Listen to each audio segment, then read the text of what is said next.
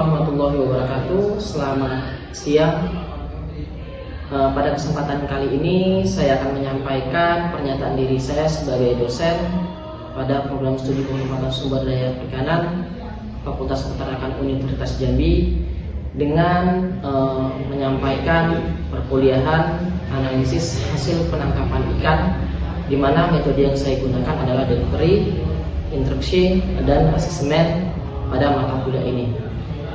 Mata kuliah ini adalah mata kuliah semester 6, di mana mata kuliah ini kategorinya adalah mata kuliah pilihan dengan bobot SKS adalah 2 SKS. Mata kuliah ini juga menunjang untuk mahasiswa-mahasiswa tingkat akhir di dalam menganalisis skripsi-skripsi mereka, di dalam menganalisis tugas akhir mereka, untuk membantu mengolah data yang ada pada mereka. Adapun luaran dari mata kuliah tersebut adalah mahasiswa mampu menunjukkan sikap bertanggung jawab atas pekerjaan di bidang keahliannya. Kemudian mahasiswa mampu melakukan ataupun mencapai hasil kerja kelompok dan melakukan supervisi serta evaluasi terhadap penyelesaian pekerjaan yang ditugaskan kepada pekerja yang berada di bawah tanggung jawabnya. Kemudian mahasiswa juga mampu mendesain rancangan bangunan kapal, teknologi penangkapan ikan yang bertanggung jawab, serta menerapkan keselamatan dan kesehatan kerja. Kemudian mampu juga menganalisis hasil tangkapan dengan menggunakan berbagai metode yang ada di dalam perikanan tangkap. Kemudian mahasiswa mampu menerapkan teknologi tepat guna dalam pemanfaatan bidang penangkapan ikan yang ramah lingkungan, serta merekayasa sistem pengelolaan sumber daya perikanan. Kuliah ini terdiri dari beberapa teori yang mencakup, yang pertama adalah pengertian dan prinsip penangkapan ikan di perairan serta hasil yang diperoleh dari kegiatan penangkapan dan yang didaratkan di tempat pendaratan ikan yang dilakukan kegiatan bongkar muat. Kemudian definisi terkait kriteria hasil tangkapan, kemudian pengendalian mutu hasil tangkapan, kemudian adalah keanekaragaman, keseragaman, dan dominasi spesies berdasarkan hasil tangkapan ikan yang didaratkan di tempat pendaratan ikan. Selanjutnya adalah basis utama ataupun komoditi utama di dalam hasil tangkapan ikan, kemudian cara bagaimana mengkoreksi pengakuratan data hasil tangkapan yang diperoleh di pangkalan pendaratan, menghitung bagaimana catch per unit effort (MSY) dan tingkat pemanfaatan komoditi hasil tangkapan perikanan. Selanjutnya, menduga bagaimana pola musim penangkapan ikan. Selanjutnya ada produktivitas hasil tangkapan ikan dengan berbagai faktor yang mempengaruhinya, kemudian perhitungan MSY. Selanjutnya adalah nilai pasok dan rantai pasok, rantai nilai hasil tangkapan ikan. Kuliah ini juga melakukan basis proyek, di mana mahasiswa yang melakukan kegiatan perkuliahan ini akan diberikan proyek, baik itu data yang didapatkan berdasarkan hasil penelitian, kemudian diolah oleh mahasiswa dengan tujuan adalah agar mahasiswa mampu mengolah data dari lapangan seperti apa datanya akan digunakan nantinya. Kemudian di dalam perkuliahan ini sistem penilaian dilakukan ada beberapa tahapan. Yang pertama adalah hasil proyek. Jika proyek itu dilakukan, pembobotan penilaian dalam proyek adalah 50%. Kemudian keaktifan mahasiswa di dalam perkuliahan juga dituntut dengan poin bobot adalah 20%. Kemudian tugas-tugas yang diberikan adalah 5%, serta kuis 5%, ujian tengah semester 10%, dan UAS adalah 10%. Bobot penilaian paling besar adalah proyek, di mana memang tujuan proyek ini adalah studi kasus. Mahasiswa mampu memecahkan suatu kasus yang ada di lapangan supaya mahasiswa mudah pada saat penulisan tugas akhir. Untuk mengakhiri pernyataan ini, saya akan menayangkan kegiatan video mengajar saya yang saya lakukan dalam mata kuliah analisis hasil penangkapan ikan dengan judul bagaimana caranya menentukan hasil tangkapan utama ataupun main catch, bycatch, discard, dan bagaimana caranya penentuan nilai indeks keanekaragaman, keseragaman, dan dominansi. Selamat menyaksikan. Wassalamualaikum warahmatullahi wabarakatuh.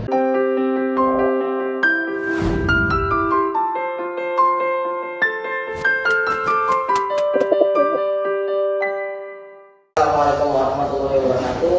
Selamat siang. Dalam hari ini kita akan melanjutkan pelajaran kita terkait mata kuliah analisis. Sebelumnya saya tanya dulu, apakah kalian tahu apa yang dimaksud dengan hasil tangkapan? Hasil tangkapan ikan itu apa sebenarnya? Hasil tangkapan itu adalah semua organisme air yang tertangkap di dalam proses penangkapan ikan. Jadi semua organisme air, baik itu dia kategorinya ikan, baik itu dia kategorinya moluska, baik itu dia kategorinya gastropoda, baik itu kategorinya reptilia, maupun dia kategorinya adalah cephalopoda. Jadi semua organisme air yang tertangkap dengan menggunakan alat tangkap itu masuk yang dikategorikan hasil tangkapan. Namun di dalam perikanan tangkap, hasil tangkapan itu terbagi menjadi dua. Ya, ada hasil tangkapan utama dan ada hasil tangkapan sampingan. Ya, hasil tangkapan utama itu adalah hasil yang kita inginkan ataupun adalah hasil yang kita targetkan. Saya contohkan, troll udang. Ya, sudah tahu troll udang. Berarti hasil tangkapan utama ataupun target dari tangkapan alat tangkap ini adalah udang. Kenapa udang? Karena sudah disebutkan bahwa dia adalah troll udang. Udang yang seperti apa? Yang pertama, udang yang masih memiliki nilai ekonomis penting ataupun tinggi. Yang dikatakan nilai ekonomis dia masih bisa dijual. Kemudian yang kedua adalah hasil tangkapan sampingan. Kerap sekali hasil tangkapan sampingan ini dia tertangkap ketika kita menggunakan yang namanya alat tangkap. Hasil tangkapan sampingan itu proporsinya lebih tinggi dibandingkan hasil tangkapan yang kita inginkan. Kenapa? Karena memang di kolom perairan itu banyak sekali jenis ataupun spesies yang mendiami suatu perairan, sehingga besar peluangnya dia akan tertangkap terhadap yang namanya alat tangkap. Yang dikatakan hasil tangkapan sampingan itu terbagi menjadi dua lagi.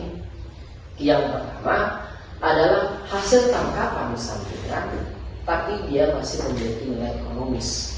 Yang kedua adalah hasil tangkapan, tapi dia tidak memiliki nilai ekonomis. Salah satu contohnya ular.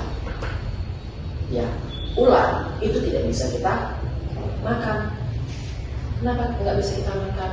Ya karena tidak pernah orang memakan ular laut. Kemudian apa lagi? Ubur-ubur. Ketika kita melakukan kegiatan penangkapan, kita dapat ubur-ubur. Ternyata masyarakat setempat tidak mampu mengolah yang namanya ubur-ubur, sehingga hasil tangkapan ini kita kategorikan adalah buangan karena dia tidak dimanfaatkan oleh masyarakat setempat. Ada yang namanya gillnet ikan. Ikan kan banyak jenisnya. Nah itu bisa kita larikan nanti dari nilai ekonomisnya untuk menentukan yang namanya hasil tangkapan utama. Kita lihat dari segi harga. Ya, kita lihat dari segi harga. Harganya seperti apa? Apakah harganya murah atau harganya dia mahal? Kemudian selanjutnya berdasarkan jumlah. Nah, terkadang orang akan mengkelompokkan hasil tangkapan utama itu adalah berdasarkan jumlah. Populasi dia yang banyak sehingga dia dijadikan hasil tangkapan utama ataupun targetnya dari kita. Nah itu adalah penggolongan bagaimana caranya kita menentukan hasil tangkapan utama. Kemudian ada yang discard. Discard ini juga bisa masuk ke dalam golongan nilai ekonomisnya tinggi. Maksud saya itu bycatch. Ya, bycatch itu bisa dikategorikan nilai ekonomisnya masih tinggi, tapi masih bernilai. Tapi dia non target. Dia bukan target dari tangkapan, tapi nilai ekonomisnya tinggi. Bahkan terkadang nilai ekonomisnya jauh lebih tinggi dibandingkan target. Kerap sekali kita mendapatkan hasil tangkapan seperti itu.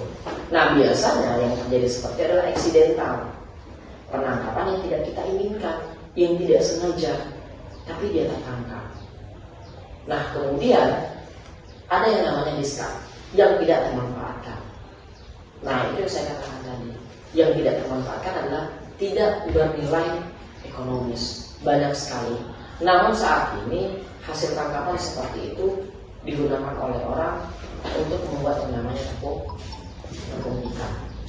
Ada beberapa hasil penelitian, ya, hasil penelitian orang, dia melakukan kegiatan penangkapan itu menggunakan alat tangkap, di mana memang hasil tangkapannya adalah mayoritas udang, bukan mayoritas hasil tangkapannya, tapi ini adalah udang. Kenapa dia udang? Karena spesifik untuk menangkap yang namanya udang. Kemudian yang warna biru, ini adalah hasil tangkapan sampingan, tapi masih memiliki nilai ekonomis tinggi. Ya, dia masih bisa dijual. Ini bisa kita lihat ada ikan bawal putih, ada bawal bintang, ada bawal hitam, ikan senayan. Harga konsumsi ataupun harga ikan itu mahal sebenarnya. Mungkin bahkan lebih mahal dibandingkan udang merah, udang kecil. Namun karena dia masih memiliki nilai ekonomis dan bukan low target, kita masukkan ke dalam kategori hasil tangkapan sampingan. Kemudian ada yang warna merah. Ya, ada yang warna merah. Nah, di sini terdapat yang namanya udang galah. Karena proporsinya sedikit dan udangnya kecil, maka dia dikategorikan udang yang dibuang.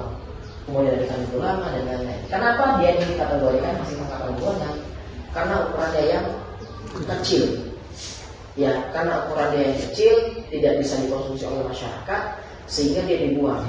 Nah, terkadang nelayan setempat dia akan membawa pulang dan dia akan dijadikan yang namanya ikan runcing.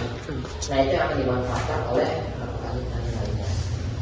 Nah, ternyata di dalam penangkapan ikan itu juga mereka mendapatkan ada salah satu spesies yang dilindungi.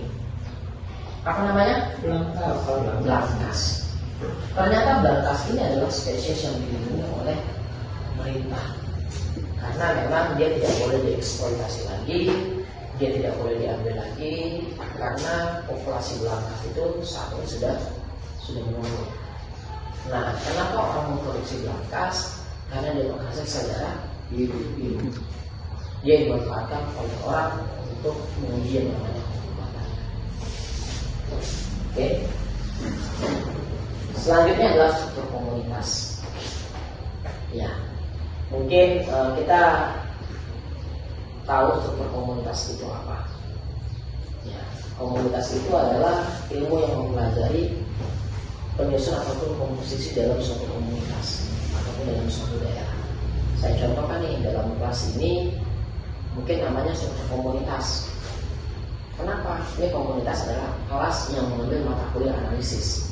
Namun, untuk menyusun ini semua, ada yang terdiri dari beberapa suku, indeks keseragaman dan indeks dominansi, di mana nilai indeks ini ada yang berbanding lurus dan ada yang berbanding terbalik. Nilai indeks keanekaragaman dan keseragaman dia akan berbanding lurus, berbeda dengan yang namanya nilai indeks dominansi. Nilai indeks dominansi akan berbanding terbalik terhadap yang namanya nilai indeks keanekaragaman dan keseragaman. Ya, mungkin nanti kita akan bisa menguji bagaimana caranya kita menentukan nilai indeks tersebut. Oke, ini adalah indeks keanekaragaman. Nilai yang menunjukkan tinggi rendahnya keanekaragaman dalam suatu komunitas. Kemudian tinggi rendahnya nilai indeks keanekaragaman tergantung oleh nilai individu masing-masing spesies. Nah, jadi nilai ini akan ditentukan bukan banyak sedikitnya spesies, tapi jumlah populasi dari masing-masing spesies itu akan menentukan nilai indeks. Nah, banyak sekali kejadian jenisnya banyak tapi jumlahnya yang sedikit, dan itu akan menyebabkan rendahnya nilai indeks. Kemudian selanjutnya ini adalah untuk menghitung namanya nilai komposisi. Komposisi ini kita untuk melihat yang namanya berapa persentase ikan, udang, kepiting, gastropoda yang mendiami suatu ekologi. Nah, saya contohkan, ada kegiatan suatu penangkapan di Danau Sipin. Kita ingin melihat bagaimana struktur komunitas di Danau Sipin itu seperti apa. Ya, apa saja sih sebenarnya komponen penyusun, apa saja sih organisme penyusun di Danau Sipin itu. Nah, untuk menghitung komposisinya berapa persen itu kita menggunakan rumus yang namanya PI sama dengan N per N dikalikan dengan 100. Ini untuk melihat berapa komposisi, berapa persentase dari masing-masing spesies. Dan selanjutnya adalah indeks keanekaragaman. Indeks keanekaragaman ini biasa menggunakan rumus Harabina ataupun Odum tahun 1993. Sebenarnya bukan tahun 1993, ini adalah buku terjemahan dari IPB yang sudah diterjemahkan tahun 1993. Dia menggunakan rumus yaitu H-aksen sama dengan min sigma NI per N dikalikan LN. Nah, jadi ini ada LN nih. Ini LN. Ya, NI per N. Ini semua kita bisa menggunakan Excel untuk mencari nilai ini semua. Di mana NI itu adalah jumlah individu ataupun jumlah setiap spesies. Misalkan contoh gini, udang bala tadi dapatnya cuma 2, berarti jumlahnya cuma 2. Kemudian yang dikatakan dengan nilai N itu adalah jumlah ataupun total dari semua. Ya. Oke, selanjutnya ini ada nilai indikator. Nah, jadi untuk menentukan nilai indeks itu kita menggunakan yang namanya indikator, di mana H kecil dari 1 itu dikategorikan sedang. Kemudian 1 ataupun H besar dari 1 atau sama kecil dari 3 itu dikategorikan sedang. Dan jika nilai H besar dari 3 itu dikatakan tinggi. Nah, untuk menghitung nilai keanekaragaman itu kita berdasarkan nilai indeks dengan menggunakan rumus yang tadi. Kumpulkan, saya lihat, oh ternyata kita bisa menghitung yang namanya nilai indeks. Ini kebetulan dia menggunakan angka Sondong. Ya, ini adalah hasil tangkapan selama dia beberapa hari melakukan kegiatan penangkapan.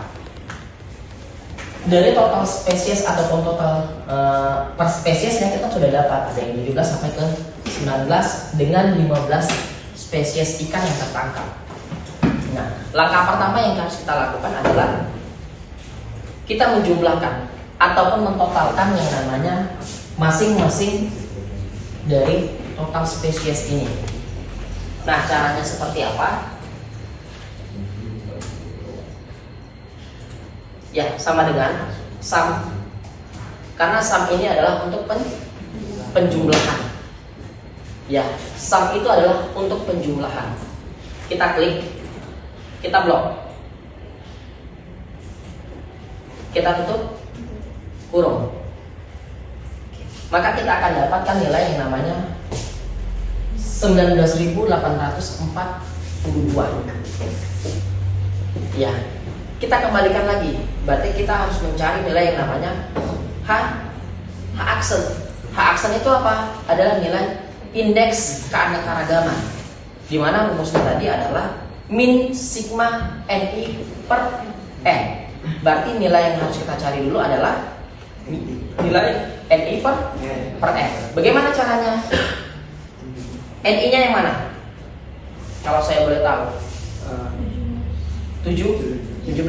Di mana NI itu adalah nilai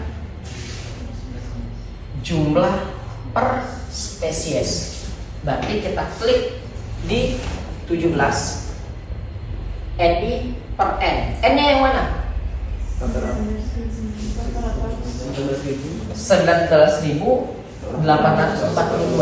Itu bukan nilai rata-rata, tapi itu nilai total ataupun jumlah. Oke, silakan kita bagi dengan yang namanya jumlah. Oke, nah kita ketemu hasilnya adalah 0,00857. Kemudian kita tarik ke bawah. Oh, ternyata tidak bisa. Ada yang tahu kenapa tidak bisa? Oke, jumlah totalnya harus kita kunci. Bagaimana cara menguncinya? Kita gunakan yang namanya S dollar. Ya, kita akan mengunci S dollar itu pada bagian C di depan dan C yang di belakang. Nah, ini caranya.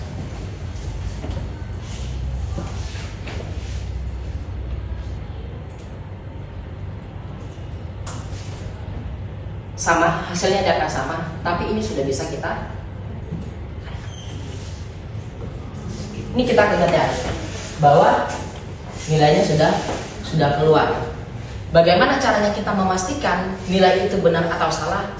Ini, nah, kita lihat pada bagian bawah.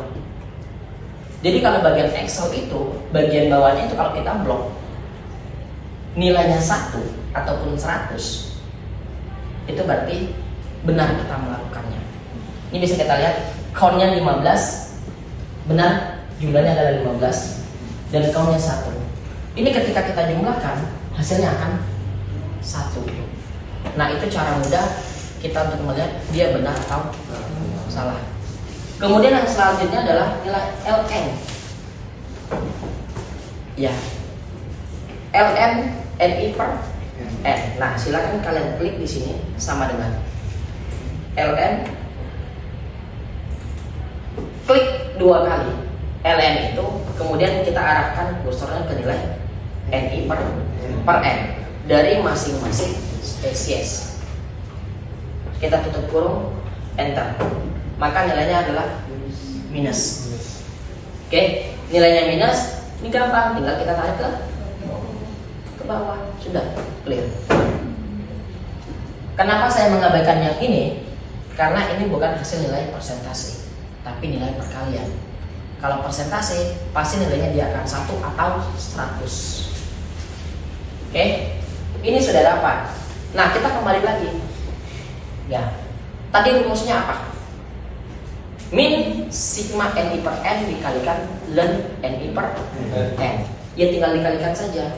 Nilai hasilnya sama dengan ni per n dikalikan dengan yang namanya ln ni per n. Udah dapat nilainya, kita tarik ke bawah. Oke, sudah ya. Nah, kita dapat nih nilainya sudah semua masing-masing dari spesies. Bagaimana caranya? Karena ini adalah sigma. Sigma kalian tahu ya? Sigma itu apa? Sigma itu adalah jumlah ataupun total. Ya, total kita tadi menggunakan rumus yang namanya sum. Cara gampangnya silakan kalian lihat di sini nih, sum. Nilainya berapa? 0,55. Karena kita di depan tadi sudah menggunakan tanda min ketemu min, hasilnya akan positif. Ya, jadi di sini tinggal sama dengan sum.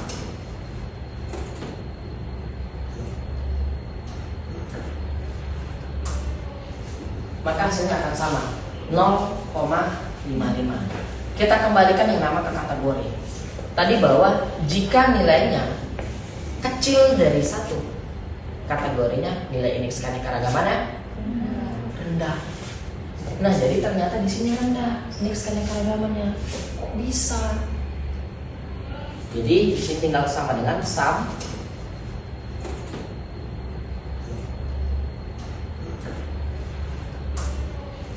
Maka hasilnya akan sama 0,55.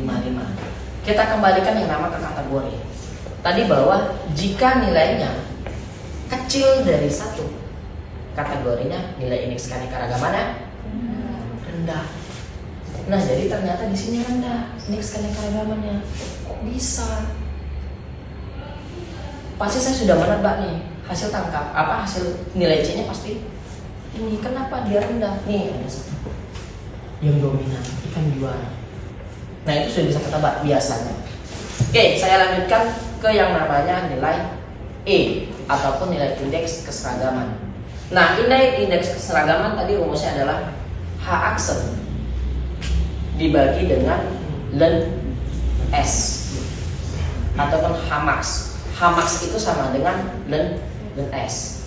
Ya, sama dengan kita harus mencari dulu nilai H aksen. Kita sudah dapat bahwa nilai H aksennya adalah 0,55.